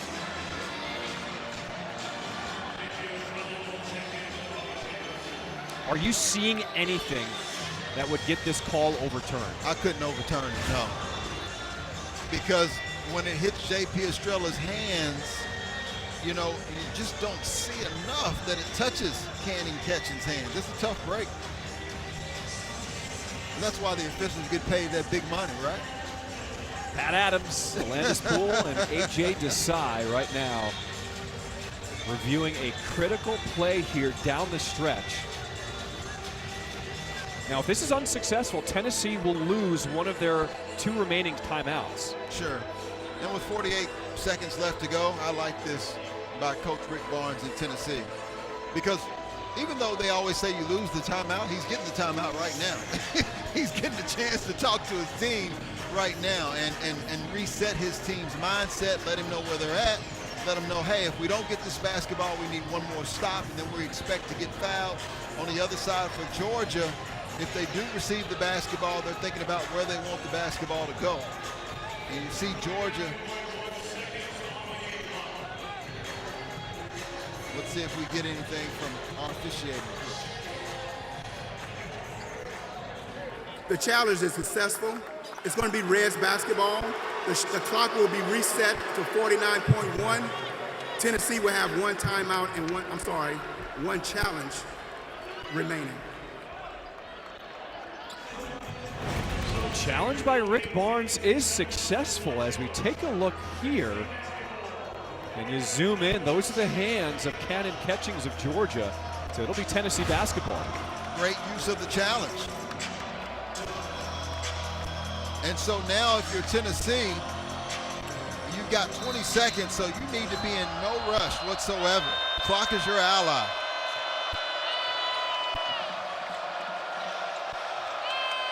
Ament, he's calling for it with Kane on him. But it's going to be Boswell, gives it up to Gillespie. 5 on the shot clock. Time winding down, it's at 2. Gillespie rising up way off, and it did not draw iron. Shot clock violation. Felix Okpara on the ground right now. Wonder if he took a shot. He's grabbing the back of his head. My guess is the officiating crew might take a look at it. Well, here comes Santo Surreal. Nah, that's just a normal box out. And players are going to try to go at Santo Surreal due to the fact that he's built a small reputation since he got ejected from that Florida game. And he can become emotional at times, but I didn't see anything there. So Pat Adams is going to correct the clock here. And I believe they're going to add more time here to the game clock.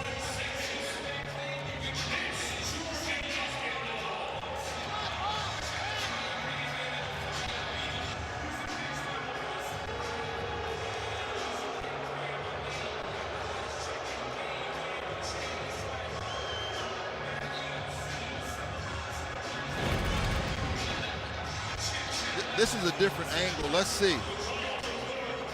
Well, yeah, his shoulder hits the back of Felix Okpara. They will take a look at that. Yeah, that's a much better angle. And Santos Surreal's left shoulder goes into the back of Felix Okpara's head. That's great work by our TV crew.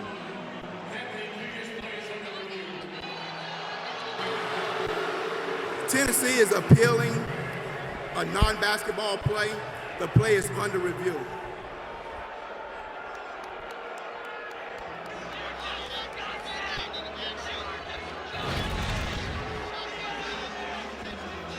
And this is what yeah, that left shoulder hits the back of Felix Okpara's head. So the officials are looking at this action. Now the importance of this is it preceded the shot clock violation. So if they deem that this is a flagrant foul on Santos Surreal, it would be before the shot clock violation. So the question is going to be, was this excessive or unnecessary? And was this a basketball play?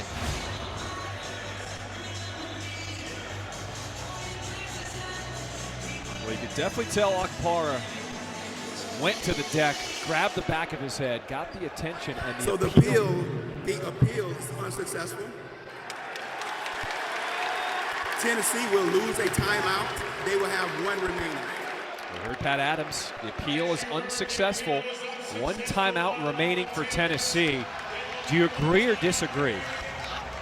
Well, the only thing that could have been considered was unnecessary or excessive. It was certainly a basketball play, right? He just went and tried to box him out, and I'm guessing that's why the official said, hey, if Felix Okpara was bent down and his shoulder ran into the back of his head, then that's not a reason for them to upgrade it. All right, here we go. Damian, shot clock turned off, 29.1 to play. Where are you going here if you're Georgia, down one? Oh, man, the guy with the ball in his hands, Smurf Millender, he's been cool and calm under pressure. Said it's Ross, lefty layup, no good. And a foul on the rebound will send Gillespie to the line. Well, Mike White saw something that he liked, and that's not a bad look. He just came up short. That's really good defense by Jacoby Gillespie. And at the end of the game, you cannot fade away from the contact. He gets hit a little bit, but if you're Ross, you've got to go up and into Jacoby Gillespie to try to draw the foul. And even if you don't get a foul, then you're allowed to go towards the basket to get a better look versus fading away.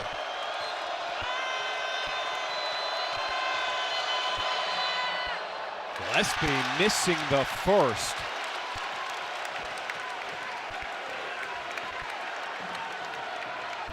Gillespie's had a great time, though. 24th 20-point game. 10th 20-point game on the season. Man, he's played a good game. Now Georgia does have 2 timeouts remaining. 15 seconds to play, down 2. There goes Smurf Millender.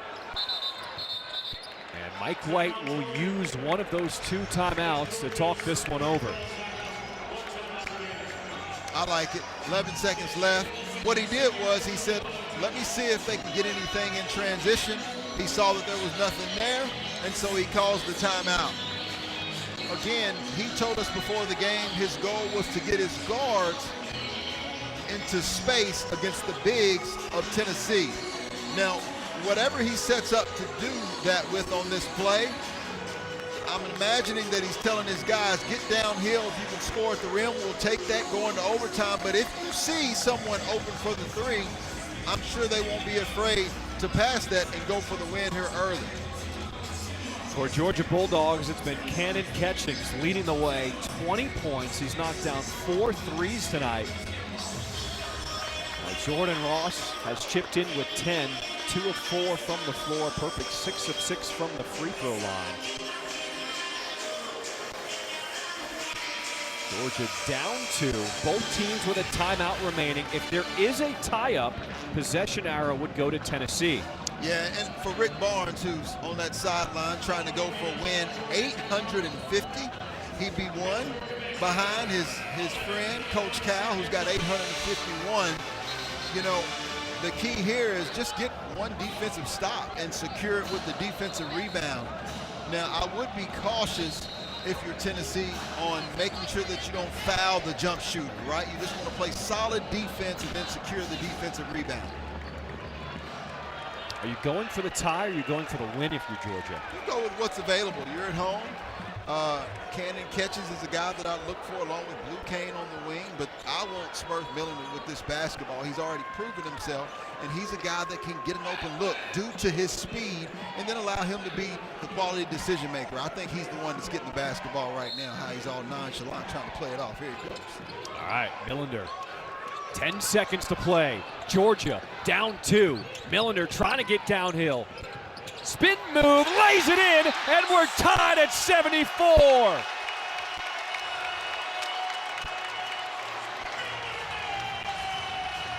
Well, partner, Damian Fishback, you called it. Get it in the hands of Smurf Millender. He's just too quick.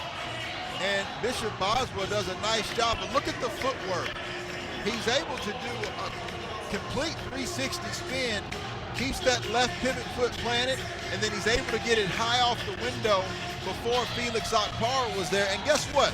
As a player, if Felix Okpara was there in time, he could have dished it over to Sumpto Surreal. That's why I like the basketball in his hands. His decision-making skill, his foot speed, along with his skill set. All right, let's shift the focus now because Tennessee, a chance to win it with 3.6, a timeout remaining. What's the strategy now if you're the Volunteers? Well, for the Volunteers right now, you know when you get the basketball in bounds that 3.6 seconds is an eternity.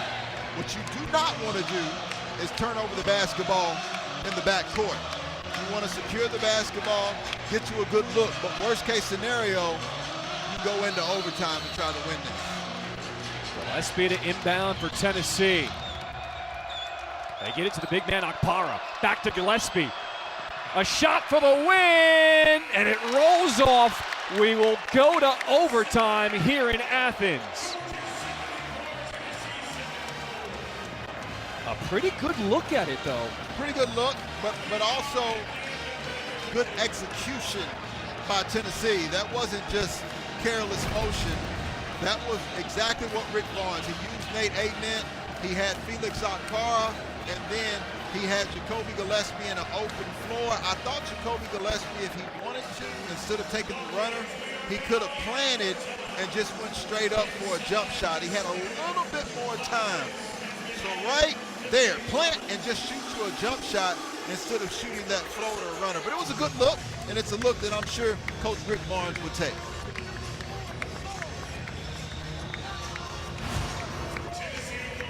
All right, tied at the end of regulation. We are going to overtime, but first, let's go to the studio and check in with Dart. Yeah, John Fish, due up now. Florida, South Carolina, they're underway in Columbia. Gators off to the 4-0 lead. It's over on SEC Network Plus, and as soon as we are finished at Stegman, and who knows how long that may be, this game is fantastic. As soon as it is over, we'll bring Florida and South Carolina over to the SEC Network, guys. All right, thank you very much. Overtime records for both teams. Tennessee this season is 1-0.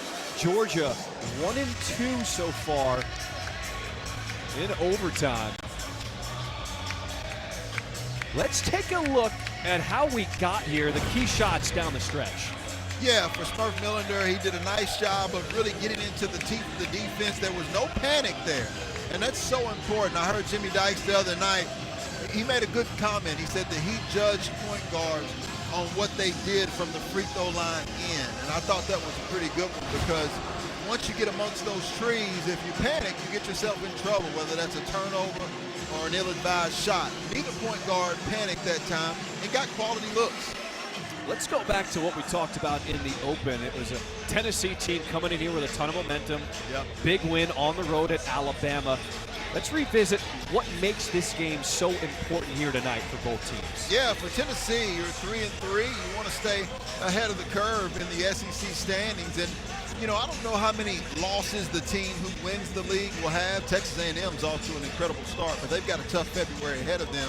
So this is a critical game to go to 4-3. On the other side for Georgia, you've done your work. You're 4-3. If you go to 5-3, man, in spite of that non-conference schedule that people are saying is soft, in which they did a great job, only loss was to Clemson, you really position yourself to continue to move up the board on Joe Lunardi's NCAA berth. How hard is it in this conference to win back-to-back road games? That is what Tennessee is trying to pull off here.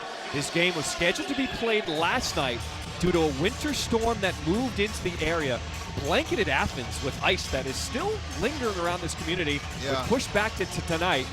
The crowd showed up. The fans have been awesome. It has been an incredible atmosphere, an incredible game, and it deserves another period, an overtime period coming up to decide this one. Yeah, it's really hard, and the talking heads continue to say that they don't believe that there's a national title contender in the SEC. If the tournament started tomorrow, I don't know if there is or not, but I do know this. I do know that iron sharpens iron, and that you've got, I think, 10 or 11 teams in the top 45-ish of the net rankings, which also lets you know, while many people maybe consider that there's not a title contender, because once a team looks good, like a Florida, they lose at Auburn, or like in Arkansas, they lose at Auburn, or lose here at Georgia. So there's so much competition in the Southeastern Conference. None of these teams have really been able to completely separate themselves outside of the Texas A&M Aggies, who's not even in the top 25. Imagine that. You ready to do this? Let's do it. Overtime here in Athens to decide this one between Tennessee and Georgia. Gillespie leads the way with 21 for Tennessee. Catchings leading Georgia with 20. 14 of those coming in the first half. And Pat Adams is letting people know he is in control here, as he's lining up the players here for this tip in overtime. Lou Kane and Nate Amen fighting for spot already. And Georgia wins the tip to start overtime. Smurf Millender had that shot with seconds winding down to send us here. Keep your eye on Jacoby Gillespie, who has 4 fouls right now. He's got to be careful. Catchings leads in, and he draws the whistle and will get to the line. And that's now the 4th foul on Felix Akpara. So when you look at Tennessee, they've got 3 guys with 4. J.P. Estrella, Jacoby Gillespie, and now Felix Akpara, versus for the Georgia Bulldogs, the most they have are Blue Kane with 3, as well as Bailey. Catchings missing the first at the free throw line. He's a young man who showed his versatility tonight. Knocked down a bunch of threes in the first half, but then in the second half decided to take it to the rack, had that monster dunk, drawing fouls, but goes 0 of 2 as we stay tied at 74.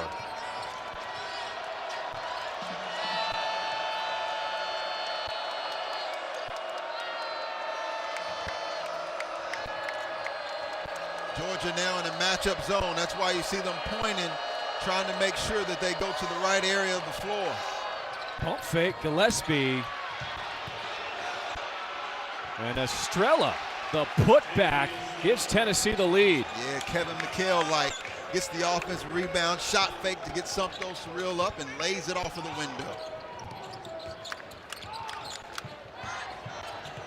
Wilkinson sets the feet off the window on a 3 attempt. As Millender resets the offense. Crossover, lost his man in the lane, ties the game at 76. He is just so dangerous off the bounce. Yeah, both he and Jeremiah Wilkinson really good at getting into the teeth of the defense and making quality decisions.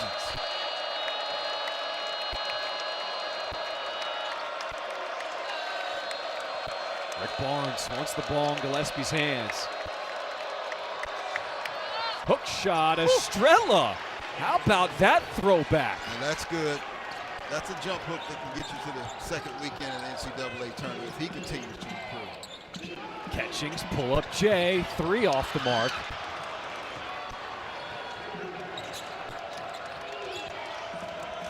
One of the biggest rebounds discrepancies we've seen all year. 49 to 25 Volunteers. Amen, rattles home a 3. Huge possession right here for Georgia. Coach Mike White only has 1 timeout.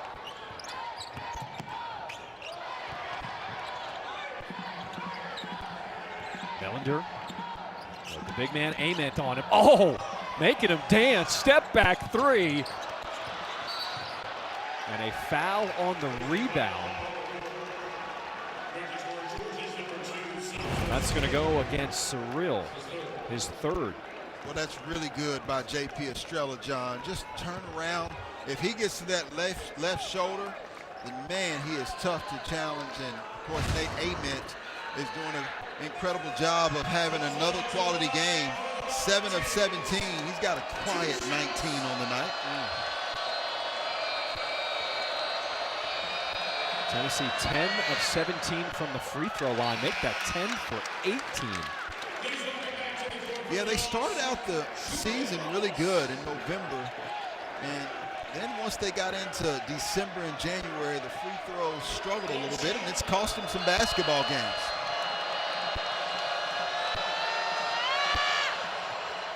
Oswald with a deep breath makes the 2nd. With 2:26 left to go, I don't like getting behind if I'm the Bulldogs here. You've got to try to increase some pace in this basketball game, and the best way to do that is score so you can set back up into your pressure. Melander with Estrella on him, lays it in. He is taking over here late in the game.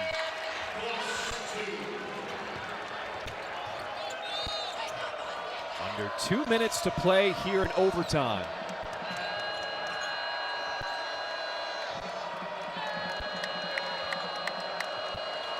Talk about the rebounding edge. Tennessee, a season high 25 offensive rebounds tonight.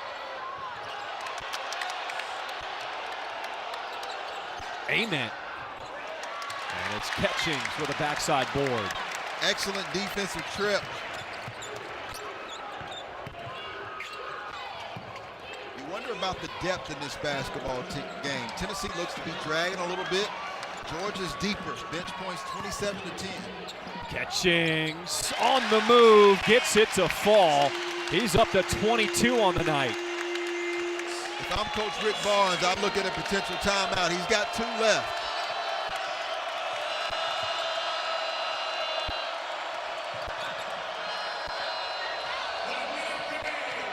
One minute remaining here in overtime. Stegman Coliseum rising to its feet. Shot clock's at 7. Gillespie looking for help. Here's Boswell. It's at 4. Just throws up a wild one, and Estrella is fouled. He has got that motor that just does not stop. Yeah, no doubt about it. And Rick Barnes rolled the dice and allowed his team to play through it. Man, if you're Georgia here, you've got to understand time and situation in the game. 2 seconds left.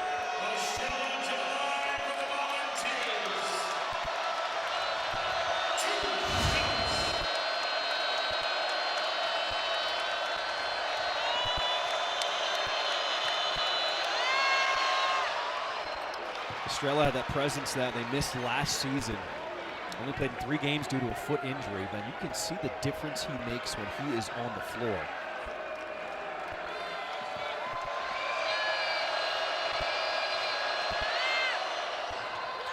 One of 2. The lead is 3 for Tennessee. Here goes Melander. Boswell staying in front of him. Catchings for the tie. And a foul on the rebound. And Cannon Catchings, who has been sizzling hot all night long. 8 of 14 on the night, 4 of 8 from behind the 3-point line. Just comes up a little short. Not sure if he rushed it or if he's a little fatigued.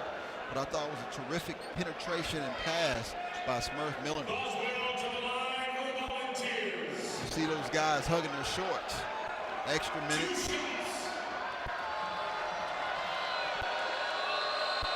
Boswell 3 of 4 from the free throw line tonight.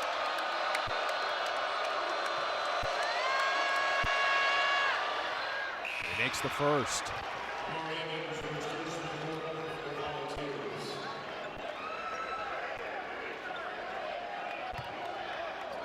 A 2-possession game here. Is this a must-3 territory for Georgia, or is there still enough time here? Yeah, you got enough time. You just got to score quick.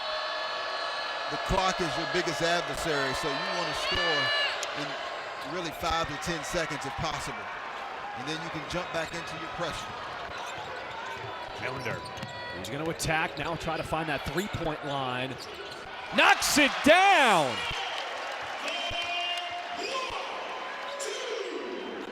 Now you've got time for one trap, and then you've got to foul immediately if they get out of it. Inbound is Akpara, and he is going to be fouled immediately by Cyril.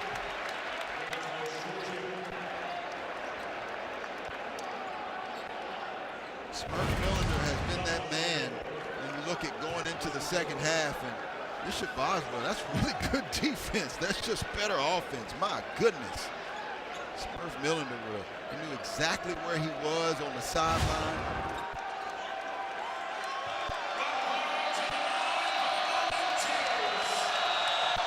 .64% free throw shooter, Felix Akpara. And this one's not over yet. Well, and that's why Sumpto Cyril fouled him so quick.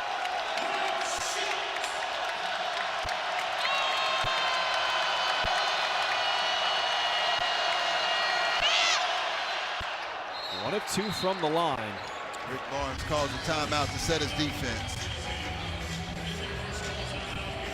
Now, I'm a fan of fouling up 3, but I think this is too early. You know, you got 15.7 seconds left, and so you really got to play it out. And the reason I say it's too early, because Mike White and Georgia, they're not going to try to hold the basketball to the last second.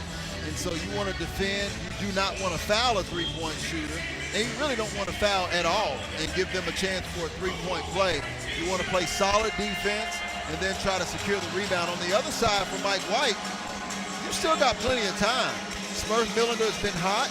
I want to try to have something that allows him to get downhill going to the basketball and give him the freedom to either score a quick 2, or if he sees someone out of the corner of his eye for a three-point shot, give him the authority to make that play and that pass. Damien, we got to take a look at the splits for Smurf Millender. What he did in the first half, 2 points, to what he has done in the second half, and now this first overtime. He has completely taken his game to the next level. Yeah, and that's one of the good things and bad things you have with depth. On the night, you've got 30 bench points that come from Georgia, and so when you see Smurf Millender, Marcus Millender, we hadn't called his entire name all night, but when you see Smurf Millender, it just shows you that they've got a plethora of guys who can manufacture points, whether it's Canning Catchings, Smurf Millender, their leading scorer, Jeremiah Wilkinson, but you got to know who that guy is on a consistent basis, and I think that's what Georgia doesn't know quite yet. All right, here's that last play. Georgia down 5 here. Drives, finds that three-point line. That's just really good buries defense. it. Yeah, that's really good defense, though, by Bishop Boswell. Just a tough shot. There's the Smurf fan club. Also, the way Tennessee is shooting foul shots tonight, 15 for 25 from the line. Is there still enough time here to go for 2 if you're Georgia? Absolutely. And then commit a foul? Yeah, absolutely. You know, Tennessee shoots about 69% as a team. So the question is, can you score and then foul Felix Akpara again, right? He's one of the guys that you want to foul. You mentioned he's at 63.4% from the free throw line.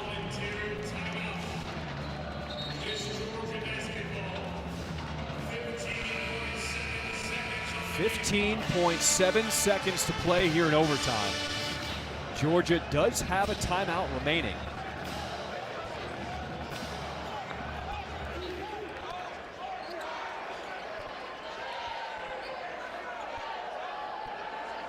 You like this full court press by Tennessee?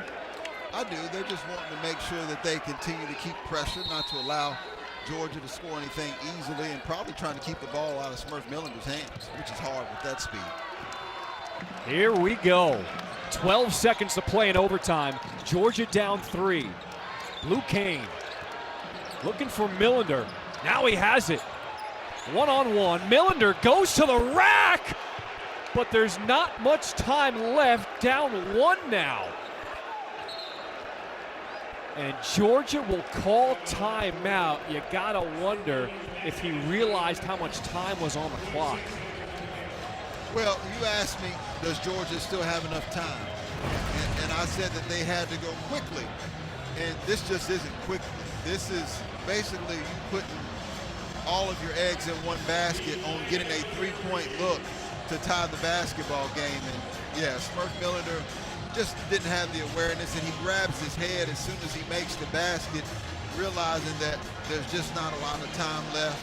And I'm sure our officiating crew will look to see if the time's correct, but unless you can get an inbound steal, and I don't even know if you got time to do that, but if it's 0.6 seconds, this game's pretty much in the bag, unless there's a foul on Tennessee.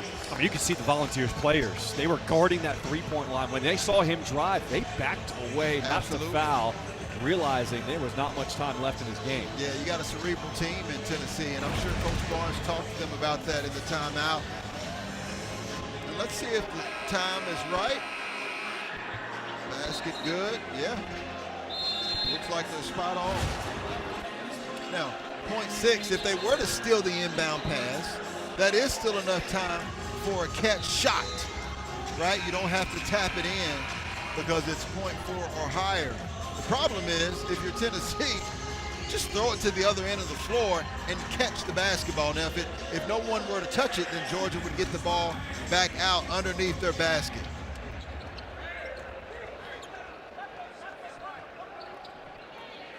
Ament to inbound for Tennessee, 0.6 seconds on the clock. Looking for somebody, and Estrella gets it in. That's ball game. Tennessee wins a thriller in overtime, 86-85, and congratulations to Rick Barnes, win number 850 in his career. Time to put these Volunteers back in the top 25. Not sure if they really ever should have been out of the top 25. I am sure that Coach Rick Barnes is happy with his team. Back-to-back road wins for Tennessee. A 1-point win here in overtime for Damian Fishback. I'm John Trippett saying so long. We send it now to South Carolina.